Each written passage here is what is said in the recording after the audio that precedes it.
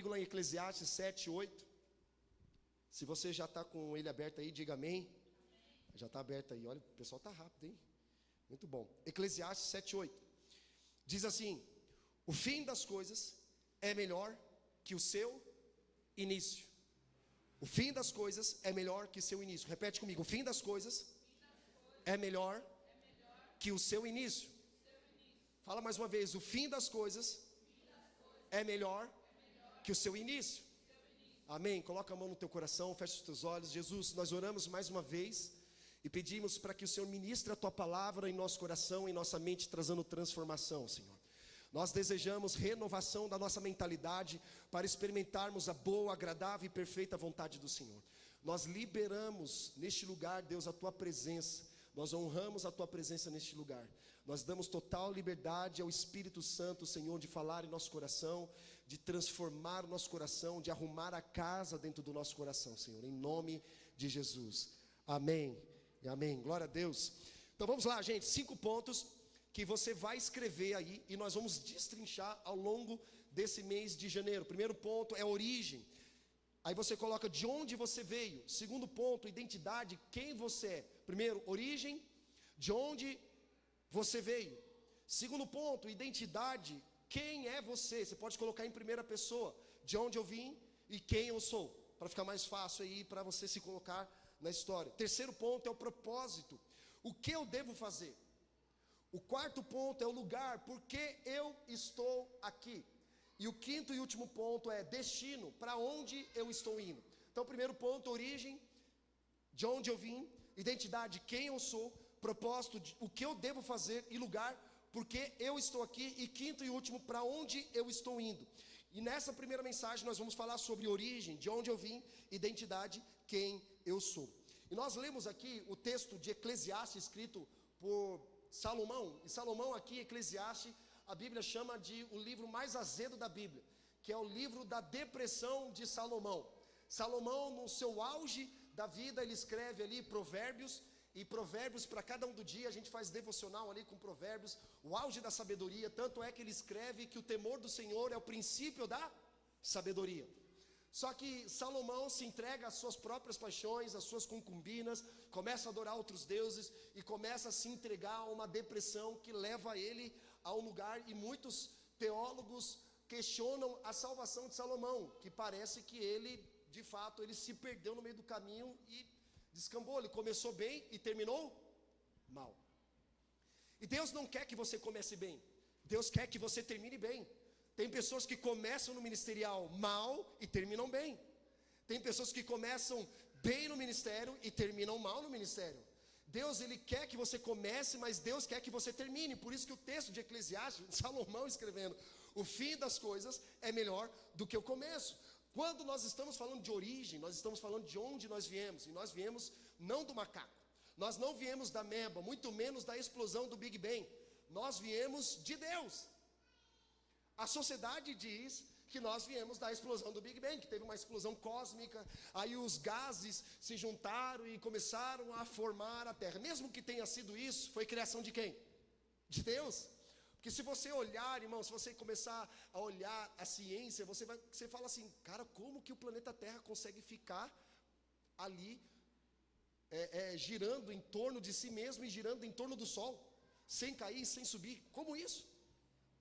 Não é obra do acaso, é uma obra divina.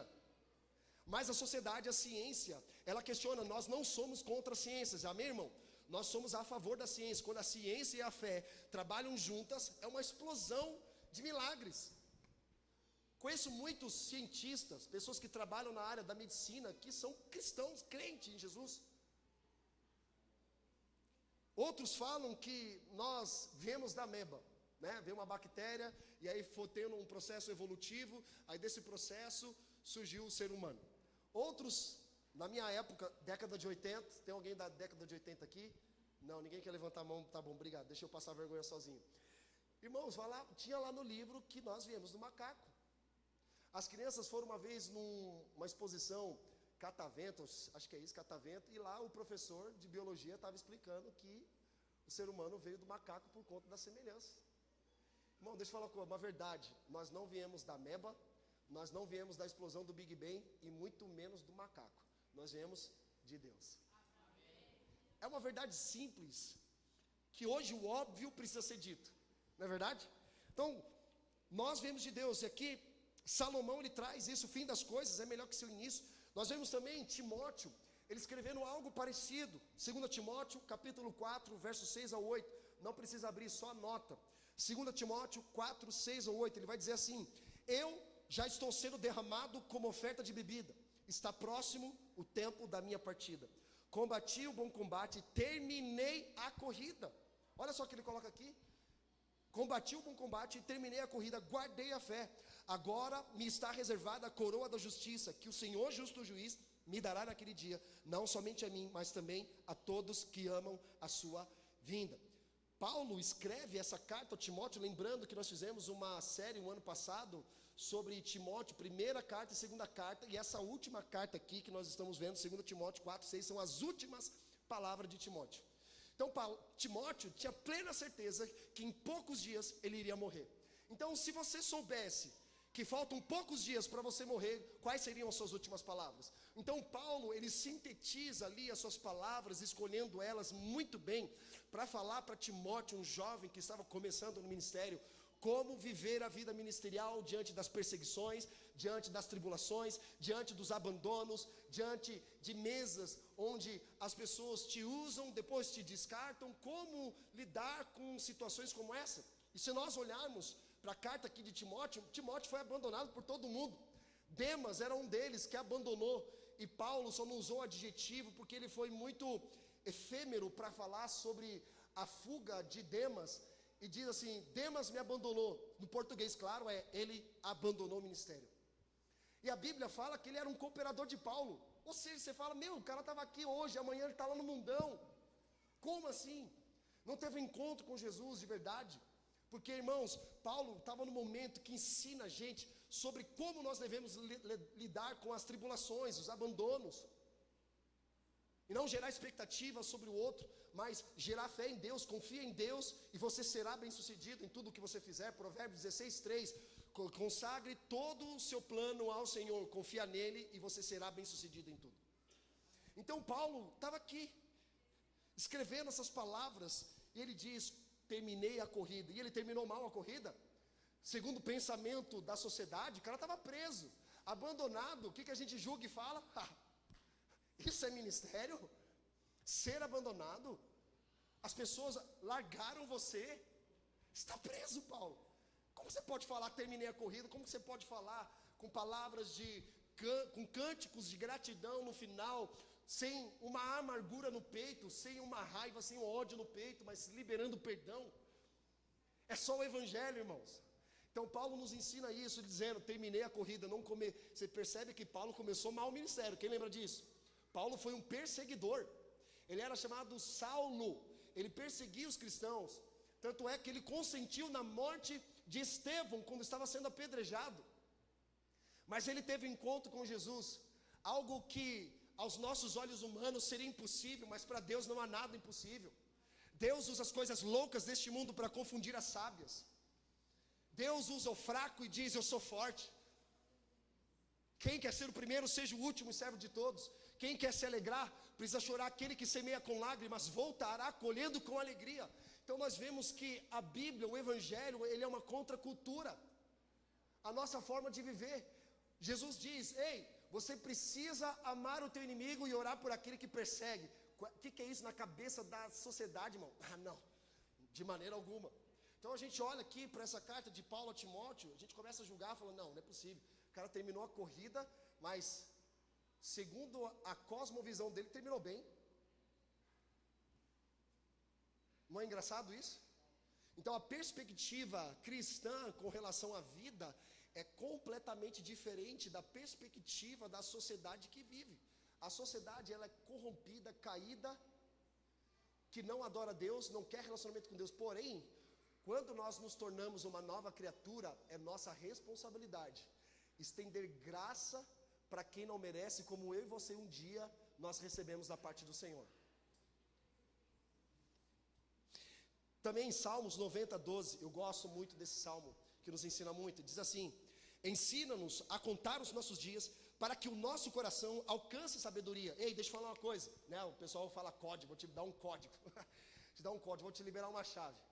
Só para a gente ir um pouquinho. Mas a Bíblia, ela traz um princípio importantíssimo aqui, que durante muita parte da minha vida eu negligenciei. Aqui diz assim: ensina-me a contar os nossos dias, para que o nosso coração alcance sabedoria. Irmãos, conta básica, rápida. Tenho 41 anos, sou casado há 12 anos com a Érica, tenho 4 filhos, e a gente está com o ministério, mas assim, eu fico olhando, Deus, o que eu quero viver nesse ano? O que eu quero viver no próximo ano? O que eu desejo viver daqui a 2, daqui a 3, daqui a 5 anos, daqui a 10 anos? Porque se você for olhar na Bíblia, diz que a média de vida de um ser humano é 70 anos. Então se você passou dos 70, irmãos, dá glória a Deus, aleluia, desfruta da sua velhice, desfruta desse tempo de ensinar os mais velhos, de discipulado, de comunhão, ensinar os mais novos sobre viver, sobre família, sobre filhos, sobre trabalho. A gente precisa honrar os homens de cabelos brancos. O meu já está aparecendo aqui um pouco, na barba já está ficando evidente. Não há como fugir, mas a Bíblia diz: ensina-me a contar os meus dias. Então, irmão, eu preciso fazer contas. Não estou querendo ser racional, a Bíblia não é racional, a Bíblia está nos ensinando um princípio de sabedoria, para nós planejarmos o que nós queremos viver em Deus, nos próximos dias, meses e anos. Você está aqui, o que você está fazendo da vida? Onde você gostaria de estar daqui a um ano? O que você gostaria de fazer daqui a alguns dias, daqui a alguns meses? Se nós não planejarmos, a Bíblia fala que se nós não planejarmos, encontraremos pobreza. Mas se nós planejarmos segundo os princípios da Bíblia, nós encontraremos prosperidade em Deus. Não é teologia da prosperidade isso, porque nós não pregamos teologia da prosperidade, nós pregamos prosperidade do reino de Deus, de nós aproveitarmos a vida que nós temos, que Deus nos deu. Deus é criador, que é um princípio aqui da nossa origem, Ele é criador de todas as coisas. O que nós encontramos na nossa jornada, irmão, é o seguinte, que faz muito sentido com o brasileiro. Brasileiro, ele é um povo emocionado. Brasileiro é um povo festivo.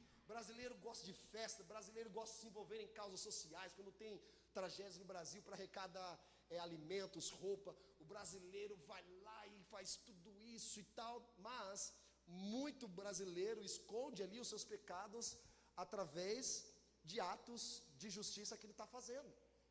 Então sim, tem muita gente, brasileiro é assim, ele começa com muita empolgação, muita energia, mas ele acaba não tendo mais constância. Você conhece gente assim? Talvez você seja assim, começa emocionado, vou trabalhar, vou fazer isso, vou fazer aquilo. Agora, o grande exemplo, final de ano, cheio de plano, todo mundo, é um ano, é um mês que todo mundo fala de metas, de objetivos, de planos, faz a tua lista do que você quer fazer. E uma coisa que eu falei para os irmãos da igreja: não faça uma lista do que você quer fazer, mas faça uma lista do que você quer ser em Deus. Fala: Deus, eu quero ser verdadeiro, porque o ano inteiro fui mentiroso. Deus, nesse ano eu quero ser justo, porque no ano passado, esse ano eu fui injusto. Deus, esse ano eu quero honrar as minhas alianças, eu quero honrar a minha esposa, quero honrar os meus irmãos, eu não quero quebrar a aliança. A partir desse é você fazer um voto com Deus de plena convicção, não do que você quer fazer, mas do que você quer ser. Amém, irmãos? Quem está entendendo isso? O que você quer ser esse ano? Eu falei: Deus, esse ano eu quero ser uma pessoa que vai hospedar a tua presença. Eu quero ser essa pessoa. Isso faz parte da minha identidade, da nossa identidade, que nós vamos entrar daqui a pouco. Eu quero hospedar a tua presença. Não quero uma visitação, eu quero hospedar a tua presença. Foi uma palavra que Deus deu para nós, que é aquilo que nós vamos viver nesse ano, né? Tem igrejas que fazem um ano da bênção, um ano da prosperidade, um ano da compaixão, um ano das portas abertas. A gente não tem isso, mas não achamos errado. Mas ali eu falei assim: se for para ter um ano de alguma coisa, vamos falar o ano da presença de Deus. O ano onde nós vamos honrar a presença de Deus. Então, irmão, a energia empolga, presta atenção nisso. A energia empolga, o carisma entretém, mas é a unção que liberta as pessoas. Então muita gente começa cheia de energia, e ela começa empolgada, e ela acha que a energia, a empolgação dela vai transformar a vida de pessoas. Não vai. Lição de casa: quando vocês estiverem em casa, coloca lá no YouTube.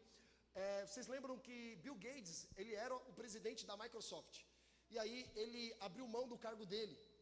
Na ausência dele, colocaram um CEO para cuidar da Microsoft. O primeiro dia de apresentação desse CEO, depois eu mando para vocês, ele chega gritando, sabe aqueles coach? E ele cheio de energia, e o povo assim. Isso é entretenimento, isso é energia, isso é carisma. E carisma, irmão, entretém, mas o que liberta pessoas é a unção de Deus. Isaías vai dizer que o jugo é despedaçado com a unção de Deus. Não é com carisma, não é com habilidade, não é com a energia, não é com a empolgação, não é com a tua emoção, mas é com a unção de Deus. Então eu falei, Deus, eu quero viver um ano de unção, debaixo de unção. E como pastor, adquirir essa unção. Leonardo Ravenhill, em seu livro, Porque Tardo o Pleno Avivamento, ele diz, venda tudo que você tem, adquira a unção. Nós vemos a vida ali de Saul, que foi o primeiro rei de Israel. Quando ele foi confrontado pelo sacerdote Samuel, ele não se importou com a presença de Deus, ele se importou com o trono. Então ele cometeu 3 pecados ali terríveis, mas piores ainda foi Davi. Se nós olharmos para a vida de Davi, você fala assim, cara, na igreja desse pastor não quero congregar. Davi, ele adulterou, Davi, ele matou para ficar com a esposa de Urias. Aí você olha e fala assim, peraí, qual que é o pecadão aqui? De Davi, que matou e adulterou, ou de Saul, que fez um sacrifício no lugar de Samuel? Se você colocar na balança dos olhos naturais, você fala assim, obviamente Davi pecou mais. O pecado de Davi foi terrível, comparado ao de Saul. Mas quando Davi ele foi confrontado, irmão, sabe o que aparece lá no Salmo 51? Ele foi confrontado por Natã, sabe o que acontece? Ele fala assim, Senhor, cria em mim um espírito reto, dai-me um coração puro, e não tires de mim a tua presença. Ele não se importou com o trono, ele não se importou com a sua reputação, ele não se importou com a sua posição, mas ele se importou com a presença de Deus. E Deus tirou ele do trono? Deus restaurou o tabernáculo de Davi que havia caído. Eu, quando cheguei na igreja, ouvia muito essa história de levantar o tabernáculo de Davi que foi caído, até que eu aprendi que o que é levantar o tabernáculo de Davi é restaurar a adoração, é a profecia cheia do Espírito Santo e trazer a presença de Deus de volta para o povo. E é nisso que nós precisamos nos apegar, irmãos. Em nome de Jesus, eu declaro sobre a sua vida esse ano de 2024, debaixo dessa palavra. Porque pessoas passam por uma traição e você consegue recomeçar. Quantos aqui já passaram por uma traição, seja ela conjugal, ou uma traição de amigos, ou traição de pessoas de ambiente de trabalho, ou traição de irmãos? E você está aqui, irmão, para a glória de Deus, e recomeçou a tua vida. Você reergueu, Deus te posicionou, Deus te levantou, Deus te ungiu, Deus te restaurou. Porque ao passar por uma doença, você consegue recomeçar, irmão. Ontem nós estávamos no parque e, pela graça de Deus, nós estávamos com um casal que são amigos nossos há mais de 10 anos. A esposa, a Larissa, foi curada de um câncer, de leucemia. E ela sempre encontrava, quando a gente evangelizava, pessoas com câncer para ela orar. Uma outra irmã que estava lá com a gente foi curada de câncer de mama. Recomeçou a vida. Está ministrando, está pregando. Você crê nisso, irmão? Porque ao passar pela morte de um parente querido, você consegue recomeçar. Perdi meu pai, foi uma das maiores perdas para mim. 2016, você talvez perdeu algum parente querido e você recomeçou. Porque passar pela gravidez indesejada, você consegue começar. Pessoas que engravidaram fora do tempo, planejado por Deus, engravidaram quando era adolescente. Um homem foi embora, mulheres solteiras, com filho, os pais abandonaram. Pai não, né? Não dá para chamar esse tipo de gente de pai, né? E qual é o papel da igreja? Resgatar, irmãos, essas pessoas, trazer a verdade do reino, para que elas possam recomeçar a vida delas debaixo da verdade do evangelho. De onde você veio? Gênesis 1:26. Isso aí eu quero que você abra comigo. Gênesis 1:26. Gênesis 1:26. Nós vamos ler até o versículo 27. Gênesis 1:26 ao 27.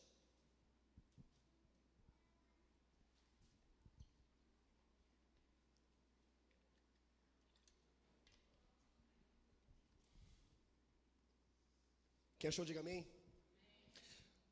Então disse Deus: façamos os seres humanos à nossa imagem, conforme a nossa semelhança. Domine eles sobre os peixes do mar, sobre as aves dos céus, sobre os animais de rebanho, sobre toda a terra e sobre todos os animais que rastejam sobre a terra.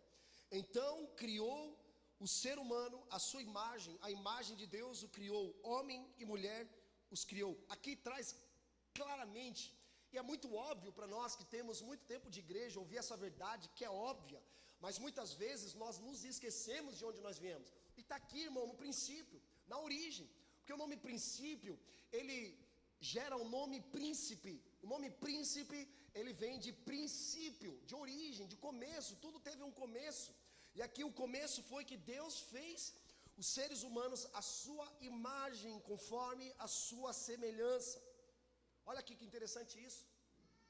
Alguns irmãos têm replicado essa fala pelo Brasil afora, que quando nós estivermos na eternidade, quando nós estivermos lá na Nova Jerusalém, encontraremos os grandes heróis da fé, homens e mulheres, e eles vão perguntar para você, e falou assim: olha cara, eu sei o que é o Espírito Santo, eu sei o que é me relacionar com o Espírito Santo, eu sei o que é receber a visitação do Espírito Santo, mas fala para nós, como é ter o Espírito Santo dentro de você? Olha isso, Emanuel, Deus conosco. Porque no Antigo Testamento o Espírito Santo, ele só vinha sobre a pessoa quando havia uma pureza do coração dela, quando havia um quebrantamento, a casa estava limpa. Tanto é que Salmos 61 vai dizer: aquele que habita no esconderijo do Altíssimo, a sombra do Onipotente descansarei. Aquele que habita onde? No esconderijo do Altíssimo. Então você vê ali claramente que Deus não está à procura de uma visitação, mas Deus deseja uma habitação, Deus deseja uma morada. No Antigo Testamento Deus escolheu o tabernáculo para manifestar sua glória através da Arca da Aliança, e aí construiu o templo com mãos humanas. Aí veio Jesus e os caras começaram a olhar para os templos construídos por mãos humanas, e aí Jesus, João capítulo 1 versículo 14 diz que ele tabernaculou, ou seja, ele fez morada, porque a palavra habitação, Deus fez morada no coração, esquino no grego, ou seja, tabernaculou dentro do ser humano, aquele que crê e recebe o seu nome. Então, irmãos, isso é um privilégio, é uma honra muito grande. Você é um vaso de barro nas mãos do oleiro. Por fora você é feio, mas por dentro você carrega uma preciosidade, você carrega a presença de Deus.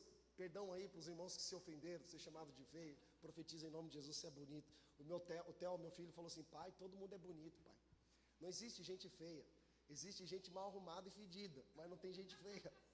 Mas todo mundo é bonito, em nome de Jesus, glória a Deus, aleluia. E é isso, irmão. Olha só, Gênesis 1:3 vai dizer também, lá no primeiro versículo: no princípio Deus criou os céus e a terra.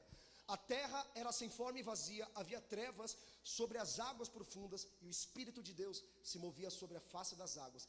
Disse Deus: haja luz, e houve luz. A primeira coisa que Deus criou na terra não foi o ser humano, não foi céus e terra. O que Deus criou foi a luz.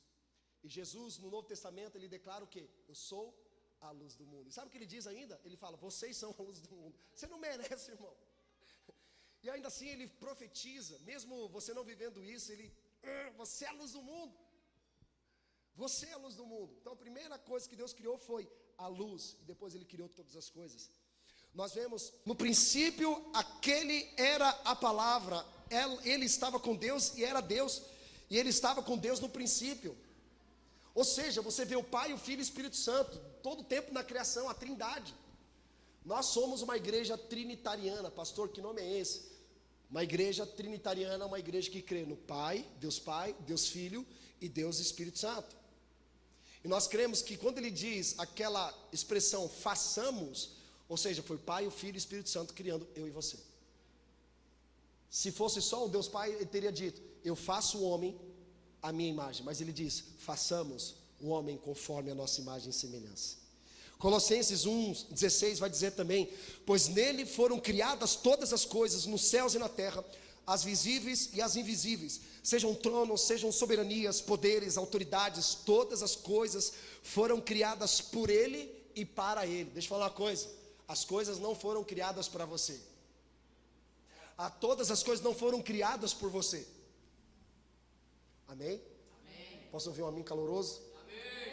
Você não é a última bolachinha do pacote. Acho que a sociedade, o universo tem que ficar girando em torno de você para atender às suas necessidades, preencher as suas carências emocionais, preencher a sua necessidade de atenção. E, irmão, isso aí é um problema de falta de pai dentro do ambiente familiar. Porque quando um pai e a mãe supre tudo isso na vida do filho, não precisa ficar mendigando o amor e atenção das pessoas na fase adulta. Eu tenho responsabilidade com meus filhos, não terceirizo para o ministério infantil essa responsabilidade. Eu preciso discipular os meus filhos, ensiná-los a andar no caminho que eles devem andar, porque senão, lá quando eles forem adultos, o que a Bíblia diz? Não se desviará deles. Então eu tenho que declarar a identidade deles, quem eles são. Eu tenho que declarar que eles são homens, que a Elise é uma mulher que carrega a presença de Deus, a gente declara isso todo dia. A Elise, se você pedir para ela repetir, sabe o que ela vai dizer, do jeitinho dela? Eu sou uma mulher de Deus. E essa é a responsabilidade do pai, de transferir o DNA divino e o DNA paterno para os filhos. Amém, irmãos? É nossa responsabilidade. Se nós não fizermos isso, pode ter certeza que Lucas Neto da vida e companhia vai fazer isso no teu lugar.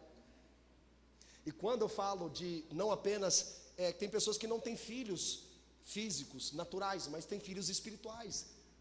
A gente foi chamado para cuidar de alguém, de ministrar sobre alguém. E essa pessoa que nós estamos ministrando precisa ser parecida com você? Não. Precisa ser parecida com Cristo. Eu falo para os meus filhos, eu não quero que vocês sejam iguais a mim.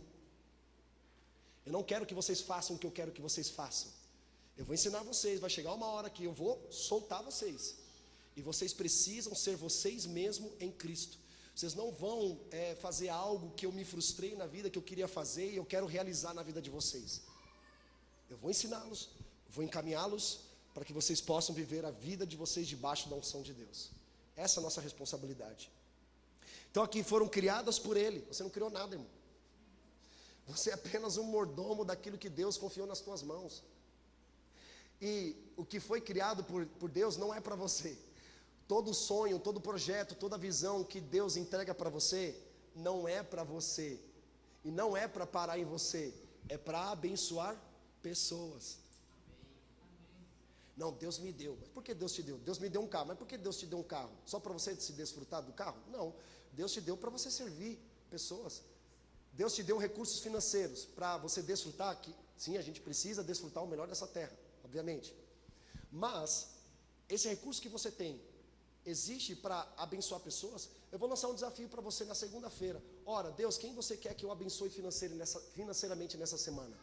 Às vezes a gente se apega no valor. Puxa, eu queria abençoar com 100 conto. Puxa, eu queria ter ganho lá na Mega Sena da virada, 300 e poucos milhões. Quem jogou aqui não precisa falar, em nome de Jesus. Perguntaram para mim, pastor, é pecado jogar e pecado dar o dízimo? Eu falei, vamos deixar esse assunto para outro momento. Mas, irmão, o recurso que Deus coloca nas tuas mãos é para servir pessoas. Vou lançar esse desafio para você. Essa semana você vai orar, começar segunda-feira. Deus, quem o Senhor quer que eu abençoe essa semana, financeiramente? Amém? Não se comprometa comigo. Eu só estou lançando um desafio aqui. Aí você se resolve com Deus. O pastor, puxa, eu não tenho dinheiro, não trabalho. Mas pelo menos uma palavra você tem. O semeador saiu a semear. Semear com uma palavra, liga, manda mensagem para alguém, visita. São gestos simples que fazem toda a diferença. Teve uma pessoa que falou assim, na verdade é um jargão muito antigo, que os melhores perfumes estão nos frascos pequenos. Quem já ouviu essa expressão? Os melhores perfumes estão em frascos pequenos.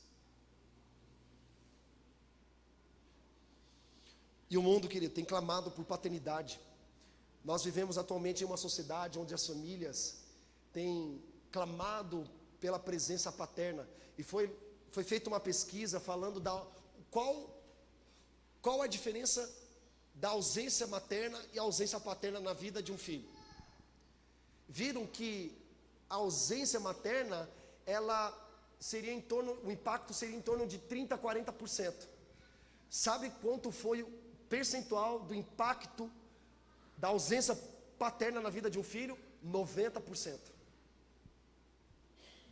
O filho precisa da presença do pai, também da mãe, ambos exercendo paternidade de Deus sobre a vida dessas pessoas. Puxa, pastor, eu sou órfão, não tenho pai, não tenho mãe, mas você é adotado por Cristo na cruz. Nós somos adotados como filhos, fomos redimidos, irmãos. Eu tenho amigos que são adotados, hoje eles vivem uma glória de Deus assim incrível, eles ministram em vários lugares sobre isso. João 14, versos 6 ao 7, vai dizer assim: eu sou o caminho, a verdade e a vida, ninguém vem ao Pai a não ser por mim. A gente sabe que ele está se referindo a ele mesmo. Ninguém vem ao Pai a não ser por mim. Eu sou o caminho, a verdade e a vida. Deixa eu falar uma coisa, que quando Jesus faz essa declaração, eu sou o caminho, a verdade e a vida, para os judeus, eles entenderam do que Jesus estava se referindo, porque o que Jesus falou associa diretamente ao tabernáculo. O átrio representa o caminho. Você não pode entrar diretamente no Santo dos Santos, que é a vida, sem antes ter passado ali pelo átrio. O que era o átrio? O átrio era um lugar de sacrifício. Era um lugar onde os adoradores pegavam os animais e confessavam seus pecados diante de Deus, fazendo transferência do seu pecado para o animal, entregavam ao sacerdote que fazia o sacrifício e oferecia a Deus. E era um lugar fedido, irmão, era um lugar sujo. Assim é o nosso pecado. E sabe uma coisa interessante? Que quando nós lemos a palavra de Deus, que da mesma forma nós tomamos banho todo dia, amém? Glória a Deus, aleluia. Você toma banho todo dia para tirar o que? A sujeira. E se você não lê, medita na palavra todos os dias, irmãos, vai começar a aparecer a imundície sua.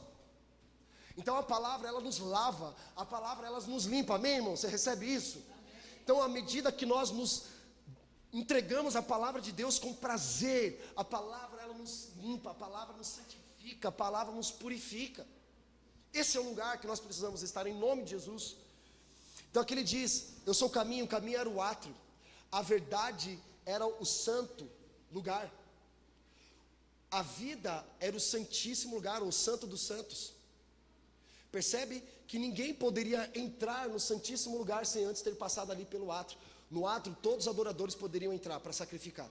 Agora no santo lugar somente os sacerdotes, só os sacerdotes, pessoas comuns como eu e você, eram impedidas de entrar nesse lugar, de acessar a verdade. Ainda mais no santíssimo lugar, porque o santíssimo lugar somente o sumo sacerdote. Quem é o sumo sacerdote? O chefe dos chefes, e Jesus é chamado como sumo sacerdote.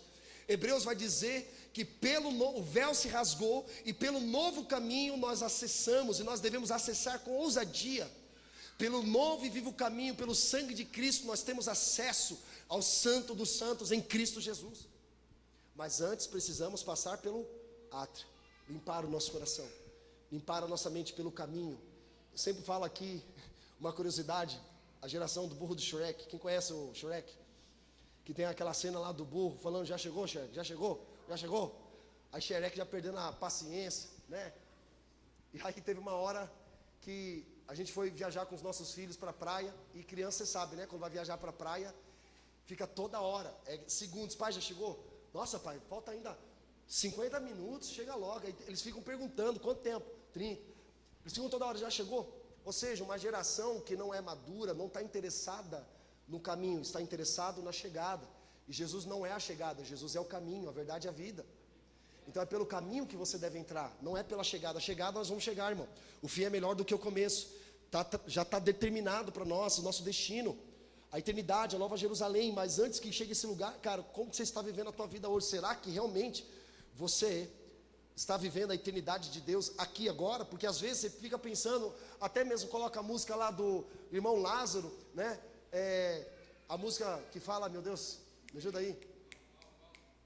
Ah, meu Deus, fugiu. Enfim, deixa pra lá. Eu vou lembrar, uma hora vai vir o download aqui. Lembrei. Eu vou morar no céu, ainda bem, eu vou morar no céu. Irmão, você não vai morar no céu. A verdade que escatologicamente a Bíblia diz que a Nova Jerusalém vai descer. Se a Nova Jerusalém vai descer, o que você vai fazer no céu, irmão? Calma, a nova Jerusalém vai descer, haverão novos céus e nova terra, e nós vamos andar em ruas de ouro. Sabe por que ouro? Porque a gente fica brigando aqui por dinheiro, para pagar conta, com a cabeça cheia de ansiedade, cheia de preocupação, não é verdade? Está devendo fulano, ciclano, você fica desviando o olhar, isso, aquilo, outro. Mas lá na Nova Jerusalém, nós pisaremos em ruas de ouro, porque o ouro não terá valor nenhum diante da presença de Deus. Percebe? Onde estão os nossos olhos? Onde nós estamos fixando os nossos olhos? Isso diz respeito à nossa identidade. E aqui ele vai dizendo: ninguém vem ao Pai a não ser por mim. Se vocês realmente me conhecessem, conheceriam também o meu Pai. Já agora vocês o conhecem e o têm visto. E no versículo seguinte, de João capítulo 14, versículo 8, olha só o discípulo de Jesus que ele fala. Jesus fala: eu sou o caminho, a verdade e a vida, ninguém vem ao Pai a não ser por mim. Eu só faço o que vejo meu Pai fazendo. Aí Felipe, o discípulo, ele fala assim: Senhor, mostra-nos o Pai e isso nos basta. Aí Jesus, com muita paciência, fala assim: Felipe, quem me vê, vê o Pai.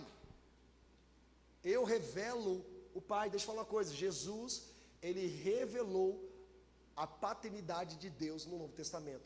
Sabe qual era o nome de Deus no Antigo Testamento? Yahvé, Jeová Nissi, Jeová Jireh, El Shaddai, Elohim. São nomes que diz respeito à experiência que eles tiveram com Deus.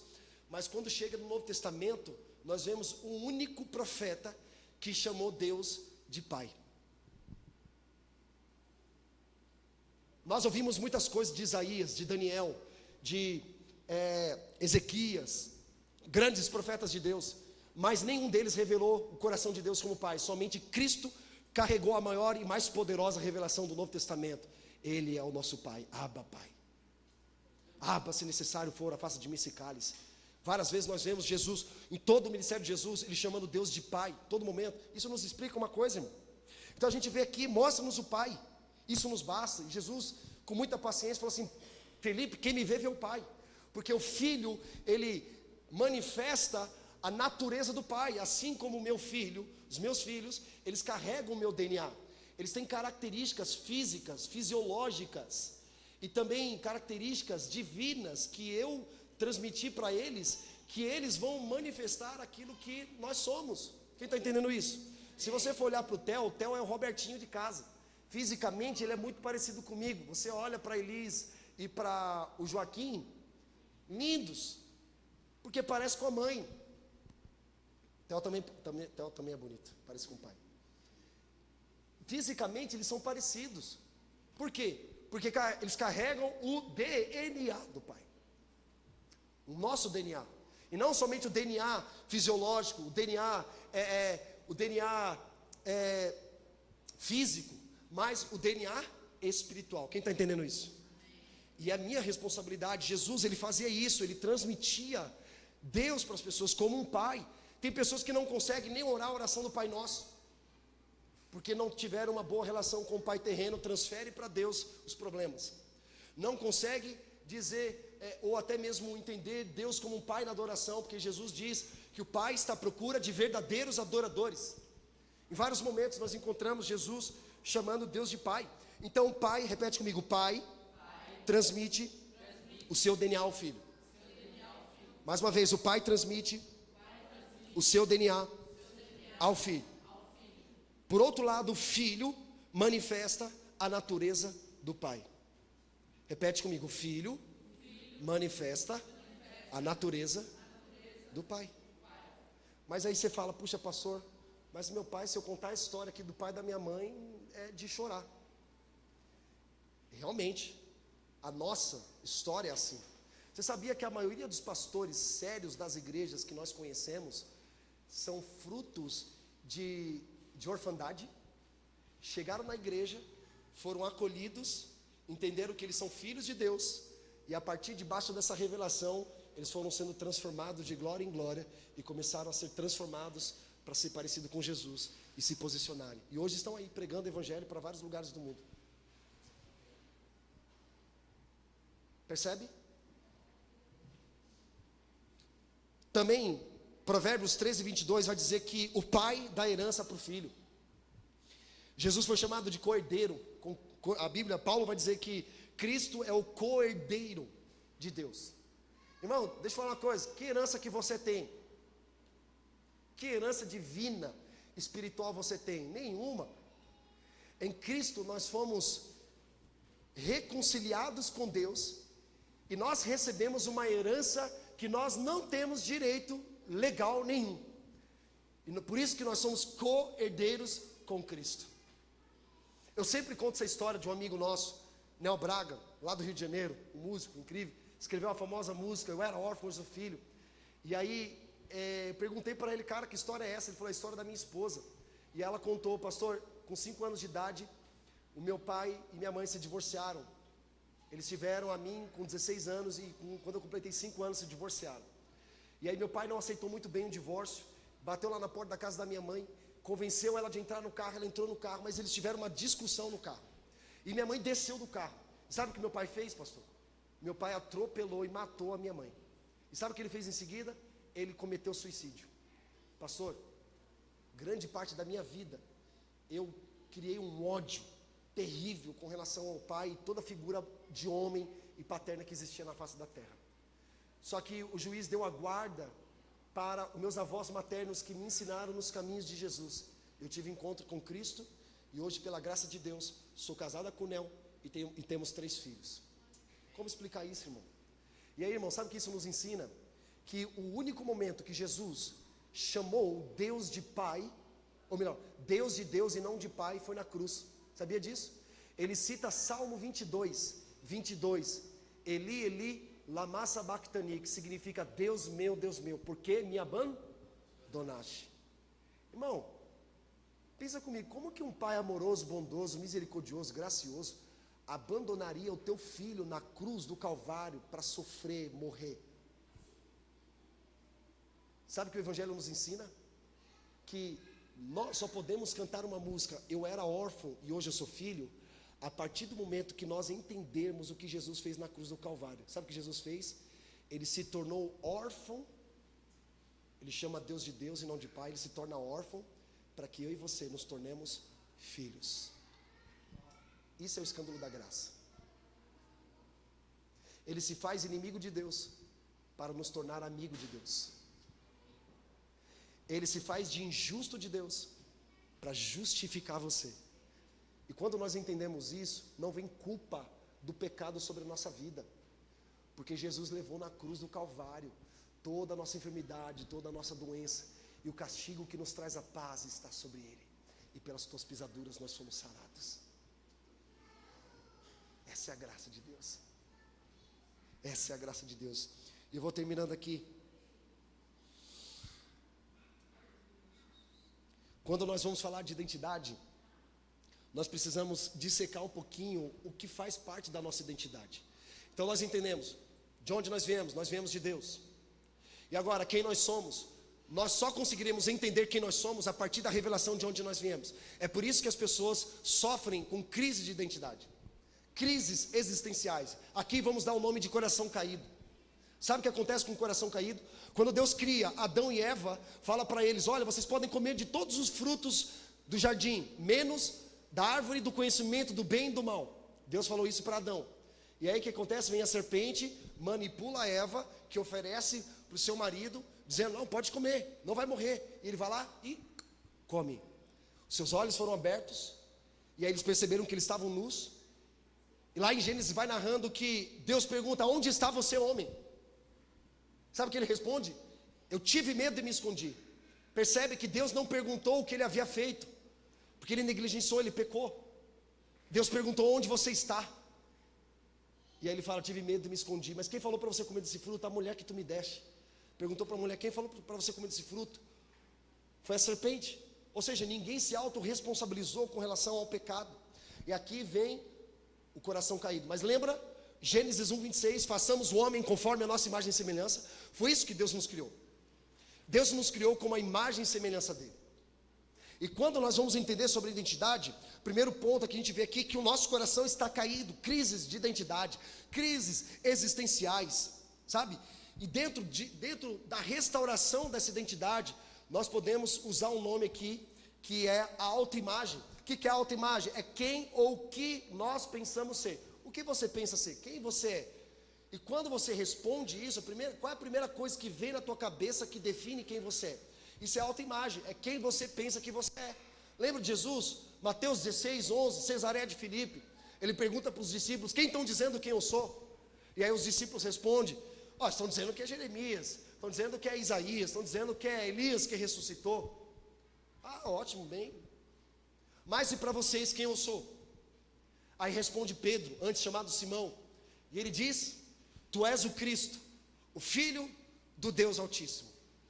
E Jesus responde: dissestes bem, Simão, filho de Barjonas, porque não foi carne e sangue que te revelou, mas meu Pai que estás nos céus. Por isso te digo que tu és Pedro. Percebe que a partir da revelação de Jesus como Cristo de Deus, Jesus muda a identidade de Simão.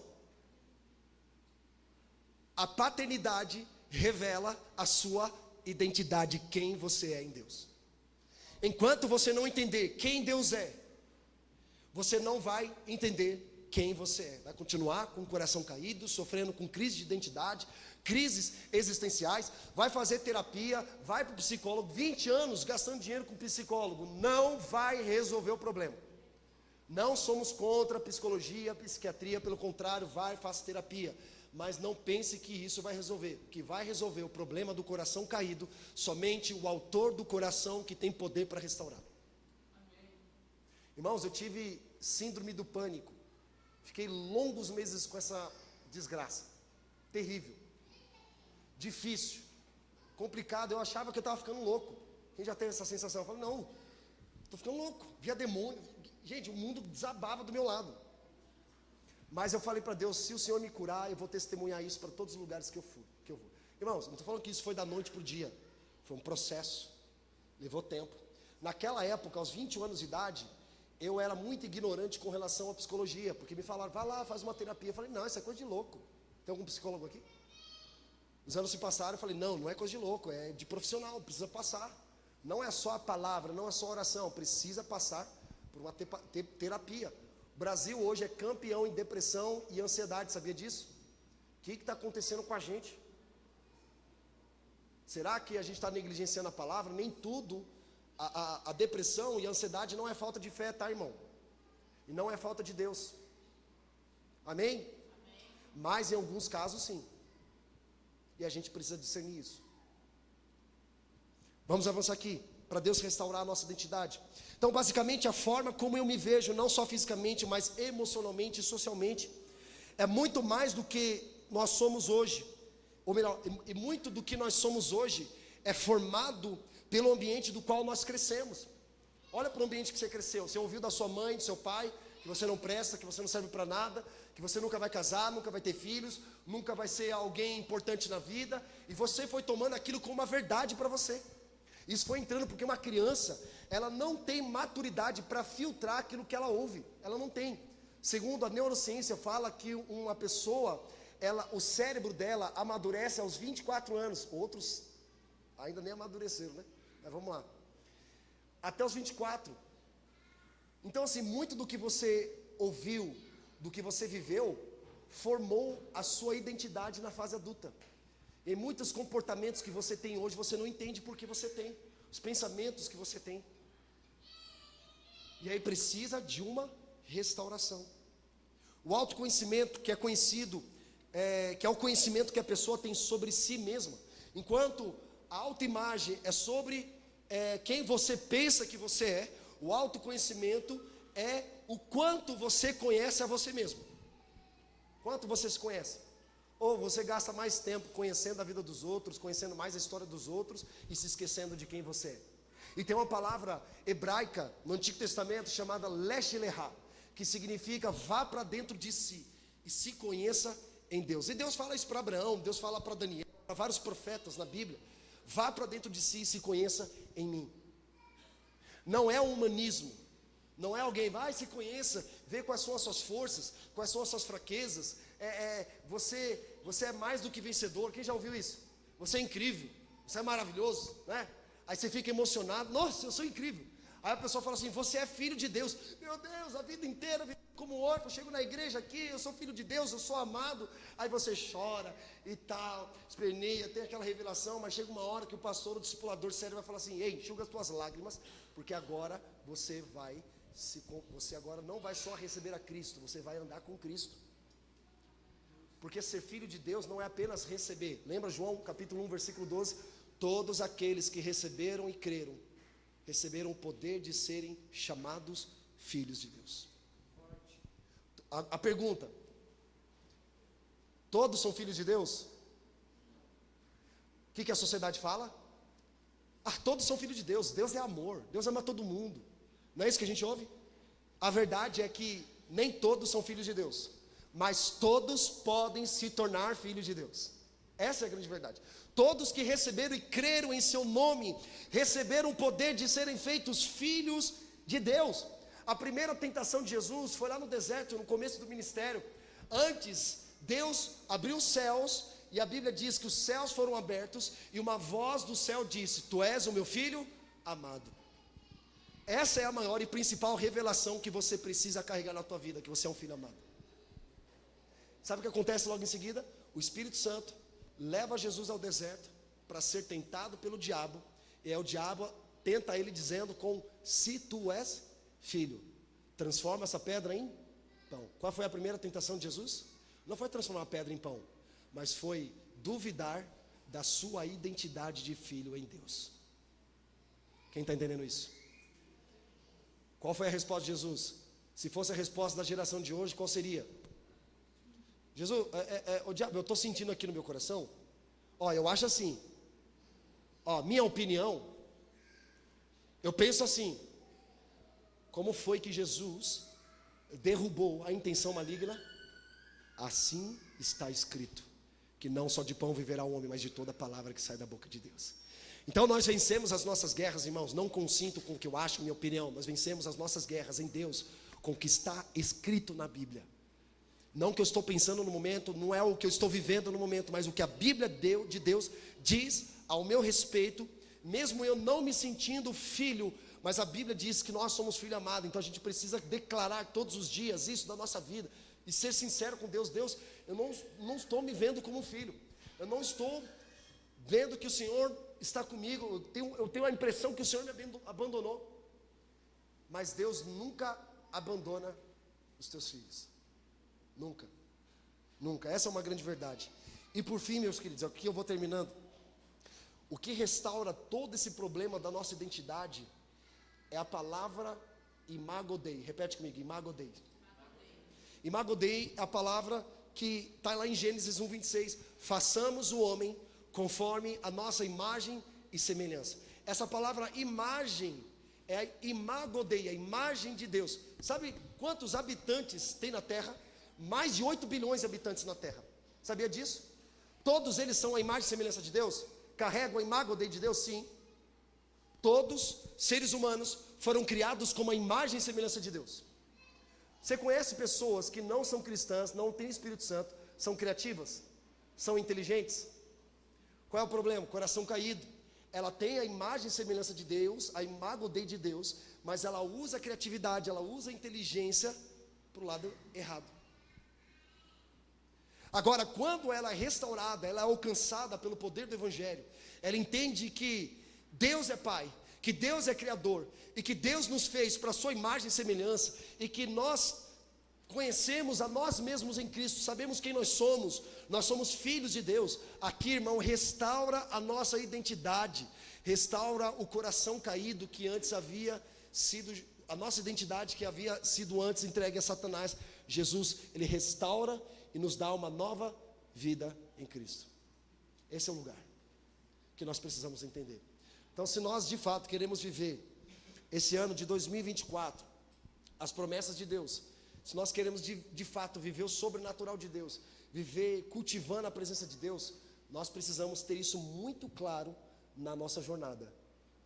De onde eu vim, quem eu sou, o que eu devo fazer, onde eu estou e para onde eu estou indo. E que Deus te conceda muita unção, que Deus conceda muito vigor, que Deus te conceda muita presença dEle para você viver um ano de 2024 cheio da presença dEle, em nome de Jesus.